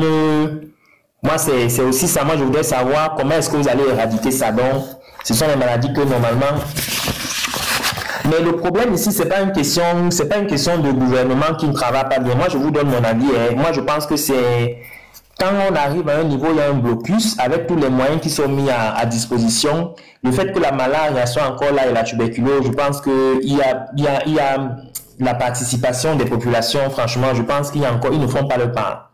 Mais on peut toujours proposer une manière de comment faire pour la éradiquer, surtout parce qu'il y a des zones où moi je pense que ce sont des zones qui sont un peu très favorables à ces maladies-là. Donc du coup, moi j'aimerais savoir comment est-ce qu'ils vont faire pour annuler, pour éradiquer ça. Donc le parti politique qui vient et qui me donne un programme, une idée juste de comment est-ce qu'ils vont commencer. Et comment est-ce qu'ils vont commencer? C'est pas facile, hein, parce que pour éradiquer au Cameroun d'aujourd'hui avec les Camerounais qui sont têtus là, mais au moins essayez de nous dire comment vous allez le faire.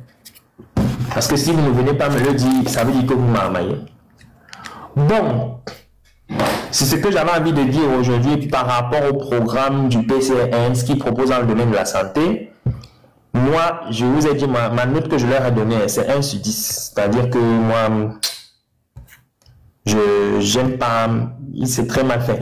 Donc, comme vous voyez, vous avez la liste. C'est-à-dire que les maladies, les cancers chez nous, c'est pas encore ça. C'est-à-dire que, bon, ça, c'est la liste des maladies qui sont, quand il y a une étude qui a été faite en ce qui concerne l'espérance de vie. Donc, on a donc mis ils ont fait une étude, ils ont donc mis les maladies qui sévissent beaucoup plus et tout. Et comme vous voyez, les cancers ne sont pas à la première place. Voilà les gens qui disent que la malnutrition est rentrée à la 35e place, que dit qu'on meurt de faim. L'usage des drogues, on dit que les Camerounais sont trop drogués. L'usage des drogues, ainsi de suite. Donc, les Camerounais aiment souvent parler sans avoir les faits. Bon, c'est tout ce que moi j'avais à dire aujourd'hui par rapport au programme du PCN. Et la prochaine fois, ce qu'on va faire, c'est... Oui, j'avais envie de parler un peu de l'espérance de vie et d'expliquer un peu certaines choses. Parce qu'effectivement, j'avais préparé le live aussi. Mais bon, et la fiche que je viens de vous présenter là, c'est quelque chose que j'avais prévu d'utiliser dans ce live. Et je voulais aussi parler de certains trucs qui sont importants. Comme non, ça je l'avais déjà expliqué. Donc, le PCN qui dit que, bon, comment un système de santé fonctionne, il y a ces trois choses-là. Voilà pourquoi on ne peut pas se baser, pour évaluer un système de santé, tu dois évaluer les trois secteurs-ci. Les usagers, c'est-à-dire la population,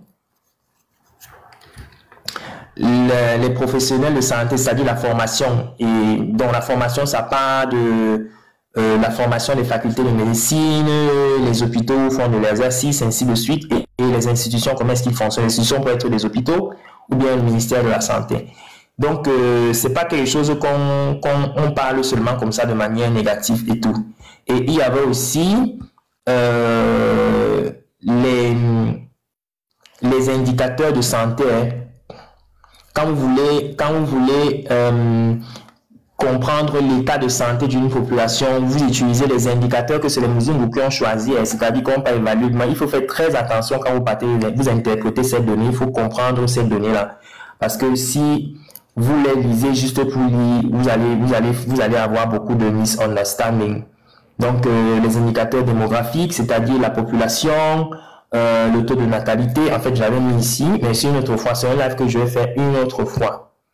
Par exemple, vous voyez par exemple ici, donc le taux global de fécondité, le taux brut de mortalité, tout ça, toutes ces choses-là, c'est des choses qu'il faut analyser. Et ce sont des informations qu'on trouve sur les réseaux sociaux. Voilà, le taux de natalité, le taux de croissement. Le taux de natalité du Cameroun est très, très, très élevé. Je dis très, très élevé. Et je pense qu'on est au-dessus de la moyenne et pour garantir un remplacement, le Cameroun remplace, je dis même exagérément, c'est-à-dire que le nombre de personnes qui décèdent et le nombre de personnes qui naissent, le Cameroun est au-dessus de la moyenne. Je pense qu'on a un taux de natalité de 2,5, non plus de 2,5, je pense qu'on est arrivé à 3. Donc, c'est indicateur de l'état de santé, de l'évolution aussi, de l'état de la gestion de la santé publique des Camerounais. Ok, le taux d'accroissement naturel, le rapport de dépendance démographique. Le rapport de dépendance démographique, c'est combien de personnes âgées dépendent des personnes jeunes, ainsi de suite. C'est pour comprendre combien la population est vieille et combien la population n'est pas en mesure de dépendre d'elle seule. Donc, ce sont tous des indicateurs qui disent vraiment comment l'état, par exemple, vous voyez ici, j'ai aussi mis on appelle ça comment? Le taux brut de mortalité, le taux spécifique de mortalité. Le taux spécifique de mortalité, c'est pour vous dire quel est le poids d'une maladie sur la population. C'est-à-dire, je peux aller calculer combien de morts la malaria fait, combien de morts la tuberculose fait. et voir au cours des années comment ça a été évolué et voir si les techniques et les stratégies qui ont été mises en place ont eu des effets. Vous comprenez? Donc, on peut aussi faire le taux proportionnel de mortalité, c'est-à-dire qu'on peut prendre la proportion, c'est-à-dire que la tuberculose, sur toutes les morts, sur toutes les maladies, elle en tue combien de manière proportionnelle? Vous voyez? Et c'est par rapport à ça que je vous ai montré l'image d'avant pour dire que tu ne peux pas venir me dire que le choléra, c'est un problème pour le Cameroun. On met encore de choléra au Cameroun alors que le taux de mortalité proportionnel en ce qui concerne les maladies qui touchent la population camerounaise est tellement infime.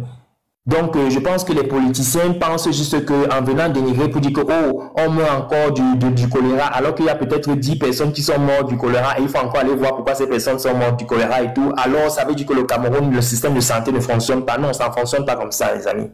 C'est pourquoi je dis, faites très attention. Et c'est pourquoi quand ces gens-là montent dans les panels pour dire des bêtises, moi, souvent, ça me donne mal à la tête parce qu'ils disent que, bon, écoutez, et il y a beaucoup plus d'autres maladies que vous auriez pu prendre. Mais seulement quand vous cherchez à dire des bêtises et des choses qui vont créer, qui vont facilement faire crier au scandale. Vous dites, ah, on met encore du choléra. Hein? Alors que toi-même, tu es là, si tu ne fais pas attention, l'infarctus te guette là-bas. Et beaucoup de tes frères qui boivent matin, midi, soir, un jour, ils viennent parler mal comme toi sur les réseaux sociaux. Demain, on entend que non, il n'a pas pu se lever, il allait courir parcours vite et il est tombé. Bon, le taux de mortalité infantile, c'est tous ces éléments-là qui sont pris en considération pour évaluer la santé d'un État. Donc, et moi, je dis donc que les politiciens devraient donc les politiciens, pour parler donc des questions, et voilà, ça, les indicateurs de mobilité, on part donc à considérer le taux de prévalence et le taux d'incidence. Donc, ce sont des indicateurs qui ça aurait permis à ces politiciens-là, Cabral Libye, avant de créer son programme, de prendre tous ces éléments, de les analyser et de réfléchir à ce qu'eux, ils vont proposer. Mais je vois donc que c'est pas de cette manière qu'ils ont réfléchi. Ils ont voulu juste faire du programme politique parce qu'ils savent, bon, quand tu sais que toi-même tu n'as rien à offrir, tu remplis juste des lignes comme ça, recrutement massif et déploiement, parce qu'ici ils ont fait recrutement massif et déploiement rationnel du personnel médical, médecins, infirmiers, techniciens, avec prime de localisation pour les affectations en zone reculée. Mais écoute, tu vas faire des primes, mais c'est pas toi qui décides. Si moi j'ai eu mon diplôme et je veux rester à Yaoundé à Douala pour exercer, oui, d'accord, et c'est une solution que j'avais donnée ici la dernière fois. Donc, mais ce sont les localités qui doivent le faire, ce sont les maires, les communes, parce que les déserts médicaux, ça existe ici en France, hein, et on voit, il y a même une vidéo ici sur YouTube, si vous allez chercher, vous allez voir les maires qui partent à la chasse des médecins jusqu'en Roumanie. Ils partent jusqu'en Roumanie. Ils offrent un salaire alléchant, ils offrent la maison gratuitement, on offre la voiture, on offre les avantages de service seulement pour que tu signes un contrat de 3 ans dans cette contrée-là. Ok? Donc, ça ne dépend toujours pas de vous. Ok. Bon, ce que je vais faire, c'est... je dois sortir tout à l'heure. Hier, j'ai fait un live jusqu'à tard. Aujourd'hui, je ne vais pas faire jusqu'à tard dans la soirée. Je vais sortir, aller avec des amis. Donc, on va continuer une autre fois le live sur... en fait, le programme du PCRL. Je pense que j'ai fait le... J'ai évacué la question de la santé. C'est-à-dire que leur note, c'est 1 sur 10 que je leur donne. Et j'ai expliqué pourquoi.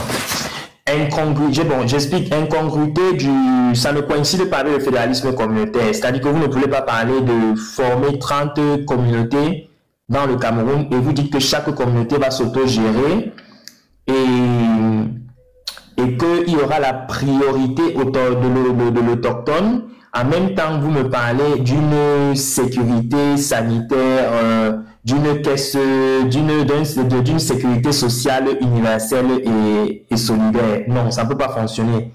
C'est-à-dire que où vous faites du fédéralisme communautaire, chacun a sa région, chacun se gère, comme vous m'avez dit hier, ou vous faites du libéralisme communautaire, ce que Popol est en train de faire. Donc déjà, vous êtes incongru. Je ne peux pas me parler d'une caisse sociale parce que, comme j'ai expliqué, si moi je suis du littoral, ok, et que la priorité est donnée à mes fils aux fils du littoral pour travailler dans les entreprises et tout, je ne peux pas comprendre comment est-ce que la région du centre, à elle, va accepter que les cotisations qu'elle fait, on puise dans sa caisse pour venir aider les pauvres qui sont dans le littoral, alors que les enfants du centre ne peuvent pas aller dans le littoral et ils ont une priorité pour entrer dans une entreprise là-bas. Ça n'a pas de sens ce que vous êtes en train de faire. Donc, du coup, moi, je vous ai dit déjà incongruité et je vous ai enlevé beaucoup de points par rapport à ça.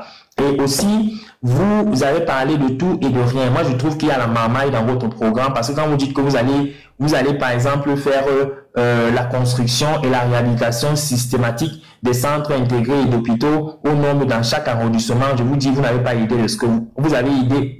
Vous n'avez pas idée en gros parce que ça coûte extrêmement cher de construire des hôpitaux et en même temps, on a parlé de la difficulté du franc CFA parce que je vous rappelle que tous les appareils qui sont utilisés dans ces structures hospitalières ne sont pas des appareils qui sont produits au Cameroun. Et du coup, il va falloir les acheter à l'extérieur. Et vous comprenez donc que même fournir les plateaux techniques, c'est pas facile. Dans nos hôpitaux, c'est pas facile du tout. Donc, il faut les devises. Et quand tu viens me parler de construire des hôpitaux dans 30 communautés que tu vas faire, moi, je me demande comment est-ce que tu vas faire ça. Parce que tu ne peux pas construire des hôpitaux en tant que région, mais tu vas plutôt, en tant que région, comme Popol est en train de faire, parce que Popol construit des hôpitaux de référence dans chaque région, de telle manière que on part des centres de santé, des hôpitaux de district, des hôpitaux régionaux, des hôpitaux généraux, et il y a des hôpitaux de l'hôpital général qui sont des centres de référence. Mais toi, plutôt, vous voulez faire plutôt des questions communautaires. C'est-à-dire que tu es en train de me donc dire que tu vas construire tous les hôpitaux dans chacune de ces communautés.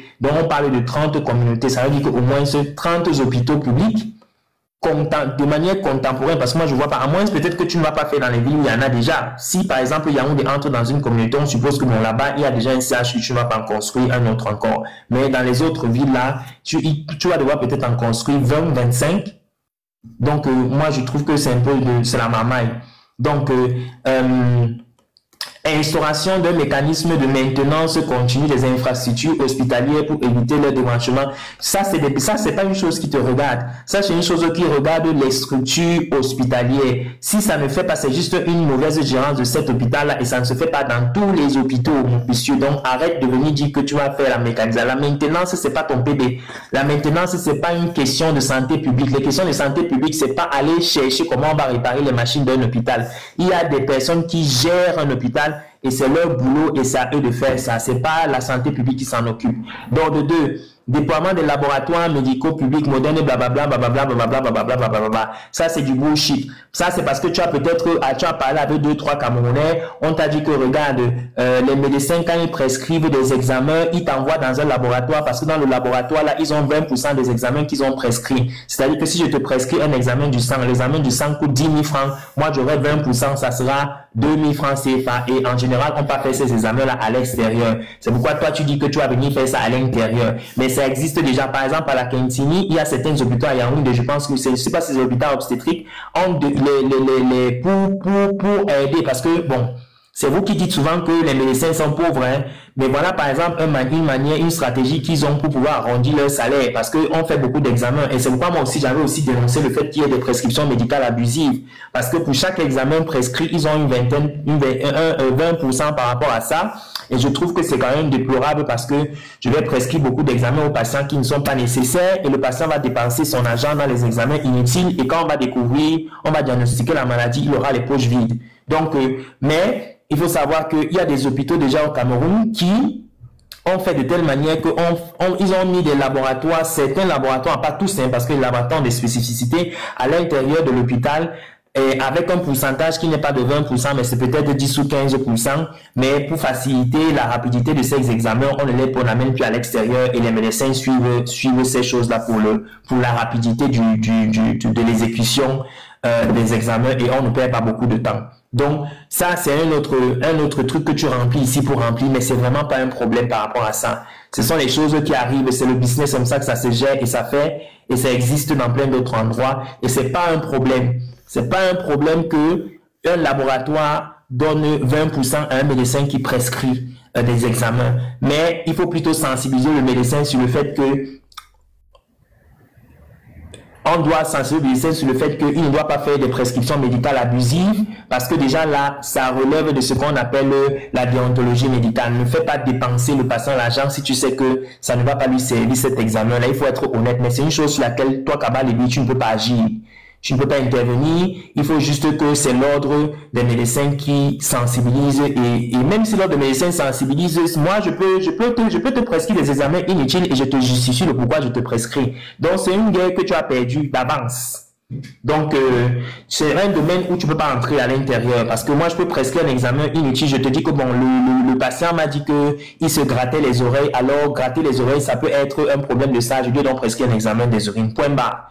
Je t'enlève devant moi et au tribunal, je gagne, tu ne gagneras jamais contre moi pour les prescriptions médicales abusives. C'est pas quelque chose qui est démontrable, mais c'est quelque chose qu'on peut sensibiliser. Donc, ton histoire de déployer les laboratoires médicaux publics modernes, là, c'est un autre foufou que tu es en train de parler. Donc, mise en place du système d'ambulance régionale pour répondre efficacement aux urgences médicales, notamment. Ça aussi, c'est la dépense qu'il faut payer. C'est-à-dire que ça, c'est un business, par exemple, que si le privé voulait, le privé pourrait le faire. Tu peux avoir un privé qui investit dans les SAMU, dans les ambulances et tout, mais encore là, le problème se pose, c'est-à-dire que qui va payer? Donc, le système d'ambulance régionale que tu es en train de faire, si ça va être financé par qui? Ok? Donc, la question que moi je te pose, ça va être financé par qui? Et ce système d'ambulance là va être fait dans les 30 zones communautaires que tu vas créer. Hein? Parce que tu nous parles de 30 communautés que tu vas créer. Donc, voilà notre point d'interrogation. Voilà une autre bêtise que toi, tu continues d'écrire et que tu racontes les choses comme tu racontes. Et je vais même te dire, les ambulances, oui, même tu parles de zones, même dans les zones urbaines, il y a des quartiers, par exemple, comme le quartier de Bepanda. Si quelqu'un a un début d'arrêt cardiaque au fin fond de Bepanda Yongyong ou Bepanda Voirie, ton ambulance, s'il va passer ou pour aller la récupérer et la ramener. Donc, c'est souvent pourquoi moi je parlais ici avec son excellence des problèmes de la construction des routes dans les zones urbaines et les interurbaines. Parce que c'est là où on dit l'urbanisation est très très importante. C'est-à-dire que la construction des routes et l'accessibilité aux hôpitaux en fonction de là où les gens habitent. Et encore, c'est pas propos qui vous dit d'aller habiter dans les endroits qui sont desservis. Vous avez le choix souvent de savoir où aller habiter, choisir où aller habiter, mais vous choisissez aller dans ces endroits. Et ça, c'est une autre chose que je dis. Choisir l'endroit où aller habiter, et c'est pas quelque chose d'anodin. N'allez pas habiter dans un endroit juste parce que là-bas vous avez le terrain ou là-bas vous avez. Essayez de réfléchir plus ou moins dans vos conditions où est-ce que vous voulez aller habiter. C'est-à-dire que n'attendez pas que l'État du Cameroun doit faire tout à la fois. Si vous allez habiter à Bepanda Voirie et pour sortir à Bepanda Voirie, arriver à Bepanda, là où il y a la route, même, vous mettez déjà 1 heure de temps. Et même si vous auriez les ambulances super modernes et tu as un début d'infarctus à Bepanda Voirie, le temps que ça arrive et que ça parte, moi je sais pas ce qui va t'arriver. Donc du coup, ça aussi, c'est une foufou, il faut laisser ça tomber.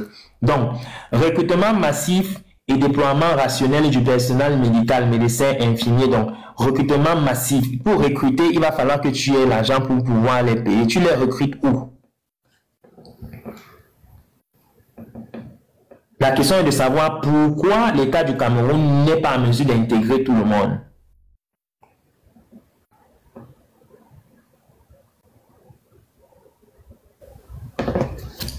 Donc, il y en a qui sortent, ils travaillent dans le privé, et d'autres décident d'aller se spécialiser à l'extérieur du Cameroun. Ok, et déploiement rationnel et déploiement. Et encore, voici un autre problème. Le recrutement massif où tu as parlé de la gestion communautaire. Et moi, je t'ai posé la question. Donc, et on m'a dit que c'est chaque personne qui va gérer son système de santé. Donc, tu fais comment avec ça? C'est comment la formation là, ce sera une faculté de médecine par commune, par région communautaire, c'est comment? Donc ça aussi là, c'est un gros problème. Suppression du paiement direct à l'hôpital par la mise en place d'une couverture universelle publique de base. Alors, voilà un autre problème que j'ai avec toi. Tu ne peux pas parler de communauté et tu me parles encore de couverture universelle de santé publique. Donc, ça doit être une couverture intercommunautaire. de santé, parce que tu ne peux pas nous diviser en fonction de l'ethnie et tu viens de demander à quelqu'un qui est dans une autre région de cotiser pour qu'on soit quelqu'un qui est dans une autre région, qui ont été séparés parce qu'ils sont différents les uns des autres. Donc ça, c'est une autre chose que je te dis. Tu ne parles pas de communauté et tu parles de solidarité en même temps. D'autant plus que toi-même, tu dis que les Bamileke, quand tu prends l'exemple, ce sont des gens qui sont solidaires entre eux. Et je ne vois pas maintenant pourquoi, quand tu vas faire le fédéralisme communautaire, les gens viendront être solidaires avec d'autres communautés, en cotisant de l'argent pour qu'on soigne les gens d'autres communautés dont ils sont différents et donc qui leur dit tous les jours, partez chez vous. Et c'est ces gens-là qui veulent venir dans ton parti politique parce que ton fédéralisme communautaire leur plaît. Donc, intégration des médecins traditionnels dans une approche pluraliste des soins. Et anti. Cabral, tu n'as même pas idée de ce que... Déjà, il y a même les médecins de la même spécialité entre eux ne peuvent même pas être d'accord pour un traitement sur un même patient. Et toi, tu vas venir me dire qu'il faut intégrer le médecin traditionnel avec le médecin conventionnel. Tu sais même ce que tu écris dans vos programmes-ci. Je dis que moi-même, parfois, je vois la manière et l'approche de comment certains médecins peut-être veulent aborder et traiter certains. Je ne suis même pas d'accord. Je dis, on a fait la même format. Et c'est pas que eux, peut-être, qu'ils se trompent. C'est que moi, je pense peut-être que, ah, mais tu aurais pu faire mieux parce que la stratégie que tu... donc, d'autres gens m'ont appelé parce qu'il y a quelqu'un au Cameroun qui allait, la personne a voyagé, elle a mangé des choses à l'extérieur et tout. Elle est rentrée au pays et elle avait mal au bas-ventre côté gauche. Elle allait à l'hôpital, on l'a visité, on a fait un écho de l'abdomen, on a dit que ah, tu as l'appendicite et qu'il faut opérer. J'ai dit que ah, l'appendicite, il faut opérer, ma chérie. Quand on te donne, mon frère, on te donne même d'abord, on essaie d'abord, c'est pas comme ça, étant donné que c'est pas aussi aigu que ça. Bon, tu essaies d'abord de traiter avec des antibiotiques, on voit un peu si ça regrédit parce que les lignes guides disent ça. Donc, on ne propose pas directement la chirurgie. Donc déjà là, moi, je n'étais pas d'accord et j'ai dit à la personne, bon, écoute, tu prends les antibiotiques que la personne t'a donné, tu vois déjà comment ça va aller, si la douleur regresse, si la fièvre baisse et tout, donc, et puis après, tu refais des examens pour comprendre de quoi est-ce qu'il s'agissait. Mais si tu fais beaucoup plus d'autres enquêtes, tu peux même faire une colonoscopie pour essayer de voir ce qu'il dit. Tu ne peux pas directement pour dire qu'on fait la chirurgie à quelqu'un, mon frère. Déjà, moi, je ne suis pas d'accord déjà entre même formation, même école. Et toi, tu vas venir dire que moi, je vais m'asseoir et je vais discuter avec un médecin traditionnel dans une approche pluraliste des soins. Que lui, il t'a dit qu'il travaille comme moi. Le traditionnel n'est même pas déjà d'accord avec la manière dont les conventionnels font les choses et vice-versa. Et toi, tu veux faire une intégration. C'est-à-dire que tu laisses les problèmes que tu peux soigner, qui sont là, que tu peux résoudre. Tu passes sur les problèmes qui vont te dépasser. Avec un encadrement scientifique et sanitaire renforcé. Donc, toi, tu vas créer l'école de médecine des médecins traditionnels. Tu vas faire ça comment? Les médecins traditionnels te disent que ce sont les Kamsi, ce sont les Bombok.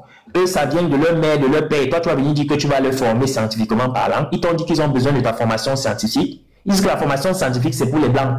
Ils n'en veulent pas. Bon, création d'un corps sanitaire d'urgence pour les situations de catastrophes composé de personnel formé, équipé et Cabralibi. Pardon. Garantie de la disponibilité des médicaments essentiels dans les pharmacies publiques via un circuit d'approvisionnement sécurisé. Il y a déjà des circuits d'approvisionnement sécurisés au Cameroun, Cabralibi. Pardon, laisse ça. C'est vrai qu'il y a peut-être des retards de temps en temps, mais peut-être les questions sont d'ordre économique ou de voyage et tout le reste, mais personne n'est jamais mort par rapport à que la ligne d'approvisionnement des médicaments c'est pas sécurisé. En gros, voilà ce que moi je pense de leur programme politique en ce qui concerne ce qu'ils proposent pour la santé, c'est de la MDR, c'est de la merde. Moi je leur ai donné juste un point pour l'écriture et l'encre qu'ils ont dépensé. Et je vais vous dire, ça tient sur une demi-page, un demi-format A4. Attends, je vais vous faire voir ce que Cabral lui propose pour votre santé. Je ne sais pas si vous êtes... Je vais vous mettre la vidéo. Attendez un peu. Parce qu'on vous dit souvent que les gens si vous trompent. Voilà ce que Cabral lui vous propose. Attendez un peu, j'allume. Vous allez comprendre que les gens si... Quand ils veulent vous marmailler... Vous voyez? Alors, je suis sur le bureau là, attendez. Voilà ce que Cabral lui propose. Hein. Voilà, ça commence ici. Voilà le titre. Non. Attendez. Non, voilà Cabral Libi. Oh! Non. Voilà Camara Libye. Il y a la photo, il y a cette introduction où Camara Libye dit tranquillement que les hôpitaux sont les mouroirs. Hein. Voilà comment il introduit. Et tu penses peut-être qu'il va te donner une solution.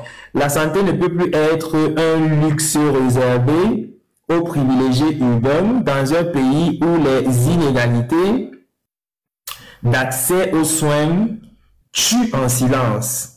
Il est donc impératif de réinventer le service public de santé au Cameroun. On peut dire que le Cameroun doit bâtir une médecine préventive de proximité, efficace, solidaire. Oui, point. L'hôpital ne doit plus donc être un mouroir. Voilà un député de la nation. Hein. Un député de la nation vient dire ce que les MSistes disent ici. Les MSistes, ils n'ont même pas le badge du MSC. Voilà ce qu'un député de la nation dit. L'hôpital ne doit plus être un mouroir, ni un lieu d'humiliation sociale. C'est-à-dire que Cabral Libye, lui, dit que le Cameroun, là, dont il est député, dont tous ses enfants sont nés. Lui, il est né, il a grandi, il est né, il a été soigné dans ces hôpitaux. Ses enfants sont nés dans ces hôpitaux. Et je leur ai lui demandé que, mais si ce sont des mouroirs, pourquoi tes enfants sont encore vivants? Parce que dans un mouroir, bon, on y va pour mourir et tout. Bon, voilà la première page pour écrire les bêtises que Cabral Libye écrit ici. Le programme est de que ce qu'il dit ici, là, tout ce qu'il dit dans les 6 lignes, les 6 lignes-ci, il dit maintenant ici, quand je tourne la page, moyens de réalisation, c'est-à-dire comment est-ce que Cabral Libye va faire, les méthodes, les moyens que Cabral Libye va mettre sur pied pour éviter que les hôpitaux du Cameroun ne soient plus un mouroir. Voilà les points que je viens de vous lire là. Vous voyez, moi je ne parle pas juste pour parler. Vous voyez, moi quand je me prends quelque chose, je lis, parce que vous devez savoir que les gens qui ont fait la faculté de médecine, s'il y a quelque chose qu'ils savent bien faire dans la vie, c'est décortiquer parole par parole. C'est-à-dire qu'avec les différents, moi j'aime même pas que l'ordinateur, je ne prends même pas l'ordinateur. C'est-à-dire que nous on a les gens qui ont fait médecine là, vous voyez non? J'en ai des centaines et des centaines. C'est-à-dire que quand on se met, on est capable de décortiquer parole par parole, mot par mot, et j'analyse les paroles, les mots, les flèches et tout pour comprendre le plein sens. C'est pourquoi je dis, moi j'aime parler des choses que je connais. Et voilà la proposition de Cabral Libye. Ça tient à la moitié d'un format A4. Je dis, Cabral Libye, les hôpitaux au Cameroun est un mouroir. Et la solution de Cabral Libye pour transformer les hôpitaux de Cabral Libye en un paradis, c'est la moitié d'un format A4. Parce que de l'autre côté, là, ici, c'est une autre chose dont il parle. Nous ferons un bien-être. Ça, c'est plutôt le social. Que ça ne m'intéresse vraiment pas. Je suis resté purement. Je dis, voilà la première page où il dit que l'hôpital est un mouroir. Et voici la proposition pour transformer l'hôpital au Cameroun de mouroir à solution, à paradis. Ça tient à un déni format A4. Voilà ça, comme vous voyez. Donc, ils ne pourront pas venir me dire encore ici que je n'ai pas lu. Parce que c'est ce qu'Aïssa a cherché le temps à faire hier, que tu n'as pas lu. Même quand on a fait le fédéralisme communautaire ici, on a bien lu et tout.